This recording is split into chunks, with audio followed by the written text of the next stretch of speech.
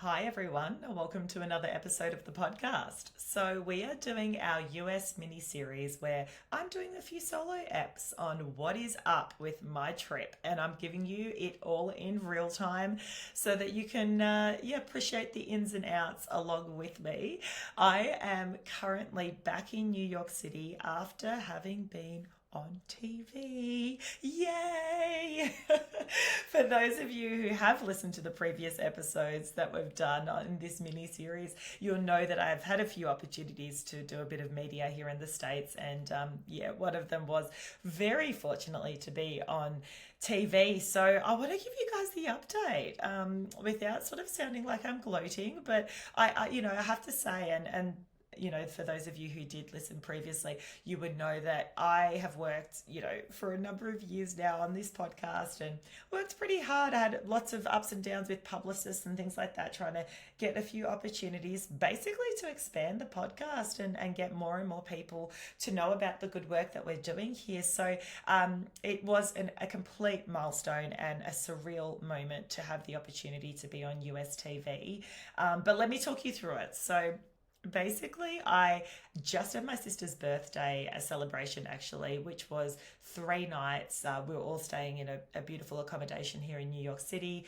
When I say we were all, it was a couple of my sister's closest friends and my other sister who lives in London and myself. And it was honestly a blast. We went from restaurant to restaurant and she'd organised, the main event on the Saturday was at a really great restaurant here in the US in New York called Teresi's. She had sort of, a long lunch there, and we went off to a bar afterwards, which was a rooftop bar like they all are. They all seem to be here in New York and overlooking all the buildings, and it was a real fun celebration.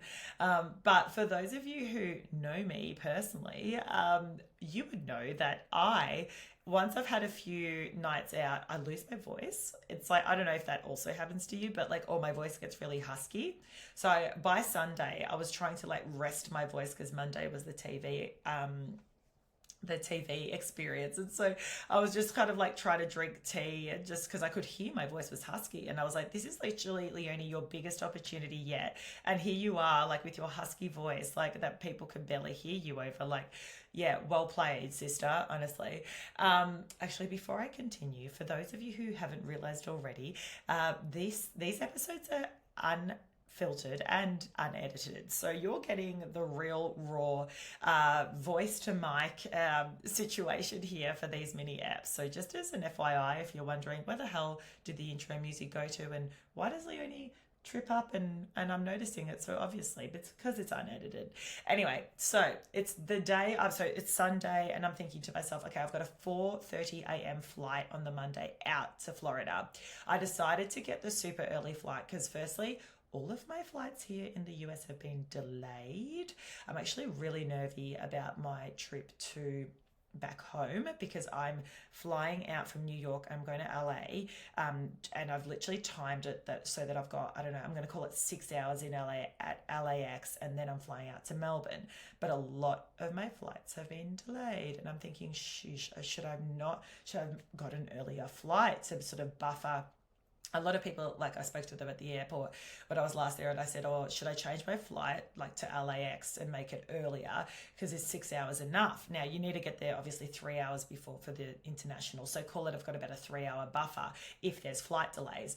And the people at United Airlines were like, no, that's plenty of time, you'll be fine. But anyway, that anxiety is like bubbling inside me because I thought, oh my god, if I miss my flight to Australia, that is no joke. But anyway, I will report back and let you know how that went. So I wanted to get a super early flight out to Florida. So Monday morning I wake up and I'm like, yep, there's still the husky voice. This is problematic, but we'll make it work. And it's 4:30 in the morning and I get my stuff and I go off to the airport. I'm expecting to be like the only one there. I don't know, maybe I'm naive. This airport is absolutely heaving. Like I'm talking hundreds of people in the security line, and I'm looking at my clock. It's like 5:05 a.m. and I'm like, OMG, this is no freaking joke. So anyway, long story short, I'm there and I'm like, this is a lot for 5 in the morning. I check in my bag. I'm standing in the security gate. People are like, there's some people, Americans are so expressive. So some people are like huffing and puffing, like, this is ridiculous. Oh my God, like seriously, they need to do better. Excuse me, you'll have to excuse the really poor American accent, but I'm trying to, create the atmosphere for what I was feeling, setting the scene. So anyway, so I'm standing there like giggling to myself, and then like it's so funny. Like I hand my passport over to the guy. Eventually, I get through the security check, and he's like, "Oh, Australia," and I'm like, "Yeah." He's like, "Oh, so cool. I love Australians." Like. So, like most people say when you meet them, like who are from America, they're like, oh my God, like down under, so cool. So I was like, wow, I do feel like a little bit of a celebrity here. It's so funny because I was like, your voice is so cute, like you speak so cute. And those of you who have traveled to the States would know what I'm talking about. It's actually hysterical. But anyway, so I get there, my flight is freaking on time, so I'm stoked about that because you cannot be late for a TV appearance. And anyway, so I make my way, I get to Florida, and I'm really nervy about my voice. So I go to a hotel near the network's building. So I didn't realize, but when I got there, the TV show that I'm going to be on, it's called Bloom TV, which is essentially like their daytime TV show in Florida. It's connected to the news network, their major news network. I guess in Australia we have like Channel 7, Channel 10, there's is News 8, and that is owned by CNBC. So I felt like, oh my God, this is like the real deal. Like I'm so freaking excited to be going into the CNBC building and, see like I was just like, I can't even believe it. So I saw the building from the other side of the river but I purposely looked for a hotel because I knew I had a few hour buffer, a hotel nearby where I could, I don't know, get my voice back and like get changed in and things like that. So anyway, I'm sitting at this hotel and I'm like, shit, I'm going to order something, and I hadn't eaten or anything. So I was like, all right, well, and the guy that served me was like, what can I get you? And I'm like, oh, I'll have a tea and I'll probably, I don't know, have the avo on toast. And he's like, okay, no problem. He comes back, bless his socks, with a peppermint tea, which is what I asked for, and lemon and honey on the side. And he's like, just for your voice? And I was like, oh my God, it's that obvious. I was like, oh my God, I'm dying. Like, how do you get your voice back in, I don't know, less than 2 hours? Like, oh my God, I'm so stressed. But also like stress isn't going to help me. So, okay, I'm just going to have to like breathe through this and smash like, I don't know, 3 jugs of this tea and hope for the best. Then I started looking up pharmacies nearby. Do I need like those Strepsil, the cough lozenges? Like, I don't know, like what do I need? And then I was like, no, I remember that one time I had a podcast studio day for Parenthood, and I didn't have much of a voice, but I smashed all these like little like mints, and the mints for some reason I guess cause a bit of that saliva, so it kind of helped. And I thought, oh, I've got mints on me, I'll just do that, because trying to move around to different locations like a pharmacy that I'd have to get an Uber to, and it's like 40-degree heat outside and 100% humidity with like my 2 massive suitcases before going on a TV show just wasn't going to be feasible for me. So I eventually I was just like, I'm just going to go the mint route and the tea route and hope for the best. My avocado on toast comes, and I've never seen avocado on toast look like this. It was on like, I'm going to say like a sweet bread, even though they didn't specify that in the menu. And there was avo, and there were 2 poached eggs. That part was good. And then there were like these chips, like, we call them chips. I guess in the States they call them fries. And tomato sauce and mayo and all these other sauces and things on top. And I was like, wow, this is like here, I'm speechless. I was just like, okay. So I'm like, here we go. This is great. Why did I spend 20 USD? That's how, listen to a previous episode to understand the fact that the Australian dollar is super weak and everything for us costs double. And I'm sitting there going, this cost me freaking $40 nearly. With the tip and the tax that you pay after. And I'm looking at this going, this is not really appetizing at all, but I'm going to eat the avo on top, maybe try to eat the eggs, have a tiny slither of this the end of the sweetbread, and that's me done. I'm just going to continue smashing tea. So anyway, that was a bit of an experience. I go get myself changed after having about 3 liters of tea, and bless the guy. I had my Frank Green bottle, and I was like, can you just put hot water in this too? Because I was just like, I need to keep the hot water going. So he pours that in for me, and I tip him highly, and off I go to get changed. Get all changed. I'm like, okay, Leonie, you can do this. I'm like psyching myself up, because had it not been for no voice, I would have been fine. But I was just so stressed that, like, yeah, I'd have no voice. So anyway, I get in a Uber, go across this bridge over to the CNBC building, and I just walk in. And again, for those of you who know me and who have listened to previous episodes, I love like the lights, camera, action. So the TV, like just to be in a TV station, like, you know, building, and see, like, walk through and see on the walls, like, you know, the daytime TV hosts in like a poster of them, and then like the actual, you know, news TV hosts, a poster of them, like literally as you're walking the walls, all like the key anchors, I guess, and personalities line the walls, and just seeing the like the logo of like the different shows and everything. I was literally like a kid in a candy store. Like I could not stop smiling. I was like, I freaking made it. Like, and mind you, the actual building itself was pretty run down, and like there was like the carpet was kind of this awful color, and the building, it was nothing, like, you know, not flashy at all, but I was still just like, this is amazing. Anyway, I get sent to a green room, which is essentially like this little lounge room with all these chocolates everywhere, actually, really randomly. But and they're like, just wait here before we get you on set. And so I'm there, like, again, sipping on my hot water, being like, and then at that point I put like 10 mints in my mouth to try and get my voice back. And then eventually they're like, we're ready for you. So I go down this corridor, and I enter this massive like studio, like this massive like set, I guess. And they've set up like the, you know, the background set had like this beautiful almost like the anchors are sitting in like a home, so it had like this set behind her, and then all the cameras around her, and she's there, and then anyway, she's introducing the segment, and she's like, you know, I'll be joined with Leonie from the Parenthood Podcast.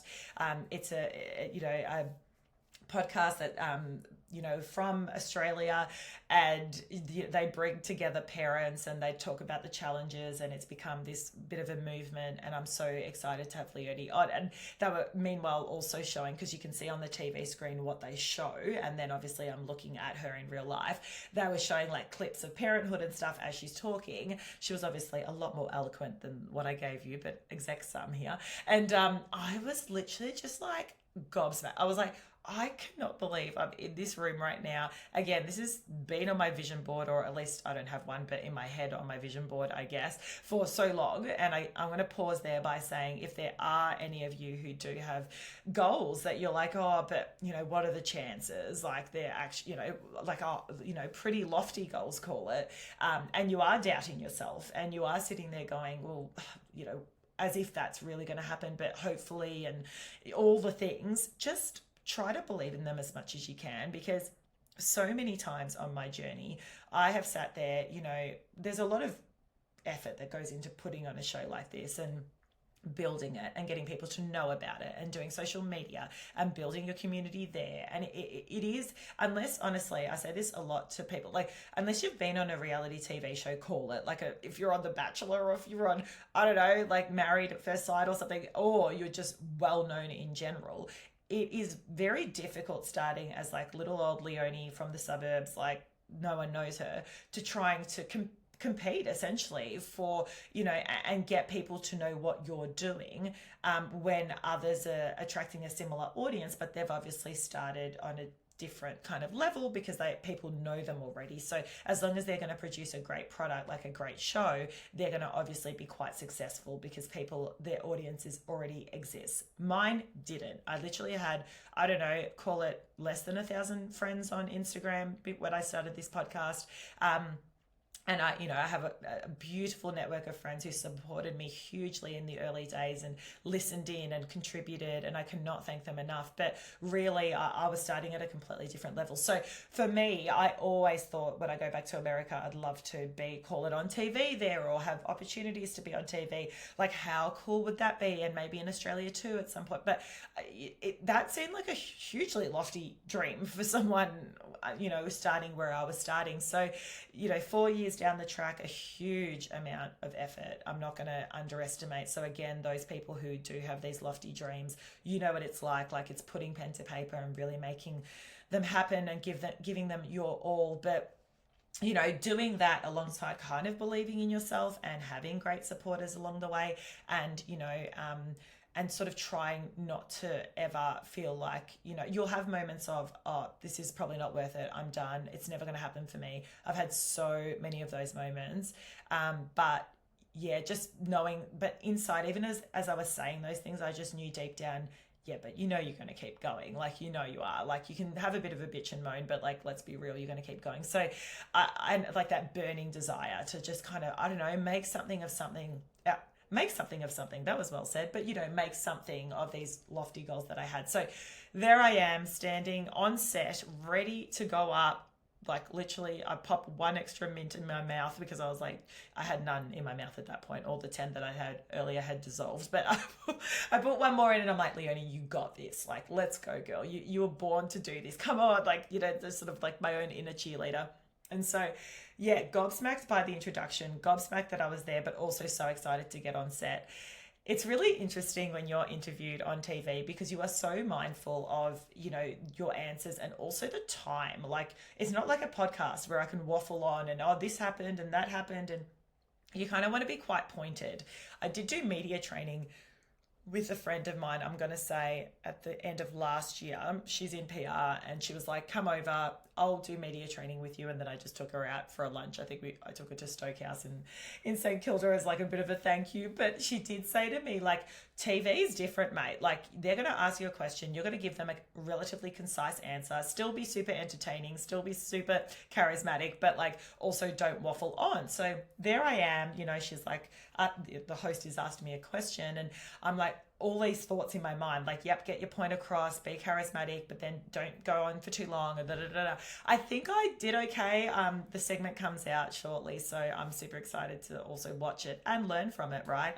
No one's perfect, so perhaps next time I can, do even better. But it was sort of like trying to be punchy was really something that was top of mind. But as I said, it was an absolute thrill. Like, I hopped off the set and we went to their podcast studio up, on 2 levels up in the building. And I just thought to myself, like, as I sat down at the podcast studio, I was like, okay, this is my jam. We've got like a 40-minute window here to have a bit of a yard. Like, this is my jam. But I just felt that TV sort of segment experience was so incredibly surreal. And yeah, podcast was great, but again, a little bit more well-versed given, I don't know, having done it for that a little bit of time now with my own pod as well. So yeah, I'd say back to the voice. My voice, I think, was okay. I guess we'll wait and see. I think I managed to redeem myself at the 11th hour. I leave the network and I get on my flight. Well, actually, the flight was a bit of a drama because I get there, and how's this? I was a bit earlier, so I had a 6 o'clock flight, but there was a 4 o'clock flight leaving for New York, and I said to them, could I maybe be on standby for the 4 o'clock flight? And they said, yeah, you can. But there are 5 people in front of you on that list. And I said, okay, well, what are the chances of me actually getting on that flight? And they said, oh, it could happen. And I said, all right, well, the lady said, how about we just take your luggage?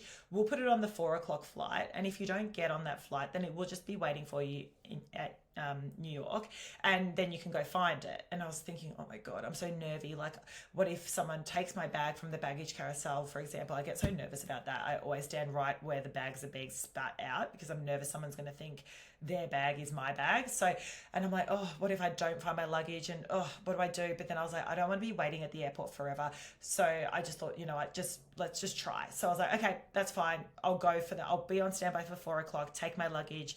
I'm just going to have to wait and see what happens. So I'm sprinting through the airport because the 4 o'clock flight was leaving soon, and then I get to the gates and it's 2 hours, no, 1 hour delayed at that point, and I think, okay, all right, and then the flight after my original flight, the 6 o'clock, was bumped like to now 8, 9 o'clock leaving, and I'm looking at my clock, it's 3 o'clock in the afternoon, and I'm thinking, oh my god, maybe I did do the right thing. I really need to try and get on this 4 o'clock flight, which is now delayed, but I need to get on that because I don't want to spend half a day in the airport.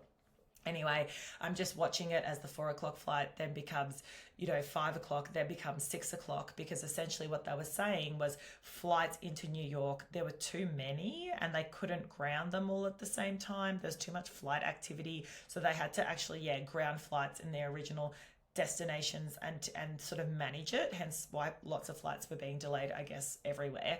And I'm thinking to myself, oh my God, how does this even happen? And why is every flight delayed that I'm on? But anyway, all good. Eventually I get on at 6:30, call it. And that was actually the time of my original flight. But anyway, this 4 o'clock flight had been delayed. I get on the flight and I'm thinking to myself, oh yeah, so I get on the flight. That's the other part of this story. I was on standby, and for those 2 hours I'm waiting there, and then I go up to the counter and I say, any chance I'm on this flight? And they're like, yes, ma'am. I'm like, you're on the flight? I was like, oh my God, I'm so thrilled. So at least I'm flying with my luggage as well, and I'm getting out of here. I sit down. I'm like, oh my God, like literally the smile, like beaming ear to ear, being like, how good was my day? How good was it that I just got on this flight? I'm freaking killing it at life. Sit down, buckle up. I'm like, I'm ready for you, New York.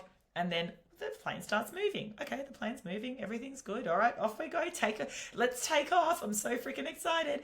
And then there's an announcement on the speaker, and the pilot's like, sorry, due to the fact that New York aren't able to receive our flight because of high activity in the air, we're going to be grounded at this airport for another 2.5 hours. So I'm going to go park the plane, and we're going to ask that everyone get off the plane and wait at the gate, and then we'll let you know when you can get back on. And I'm there. I'm exhausted at this point as well. Everyone is. And I'm thinking, oh my God, those people with children.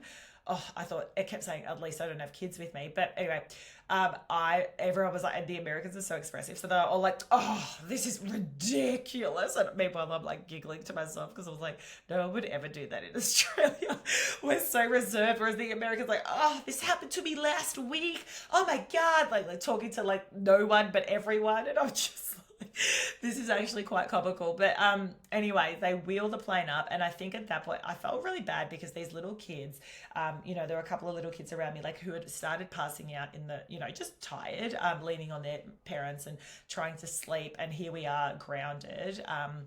But thankfully, the pilot then did say, look, we're happy to, if you want to stay on the plane, stay on the plane. Otherwise, you do have the option to get off, and we'll let you know when the plane's going to take off. So I opted to stay. I was like, mate, I'm cooked. Like I got up at 4:30 this morning. I have been like birthday celebrating all weekend. Like I am sitting right here. I'm turning on Just Like That because I want some New York energy in my life. The new Sex and the City TV show. I'm like, yeah, all right, that's cool. I'm happy to sit here. That's actually made me feel a little bit better.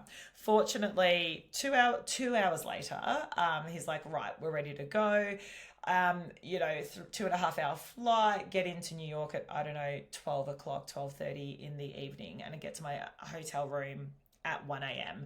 So I was like, wowza, that was quite the journey. But look, so incredibly grateful to have gotten on that flight, because apparently the one I was originally on, that was meant to be on, was cancelled. So this is life of like, they say that like flying and things like how glamorous, but no, not so glamorous at all. So yes, I'm here, I'm recovering. I'm going to enjoy my last day tomorrow in New York City, and then I'm going back to my babies. So I will continue to give you updates. I feel like I might have 1 or 2 more episodes in me for this tour series. And for those listening, it would be amazing if you would rate and review our podcast on whichever app you are listening to us to. It really is the best way for us to grow and be exposed to more people. And so I would really appreciate if you did so. And if you're not following us on Instagram, we are at Parenthood Pod. I'll pop the details in our show notes as well, so see us over there too. All right, I'll catch you next time. Bye.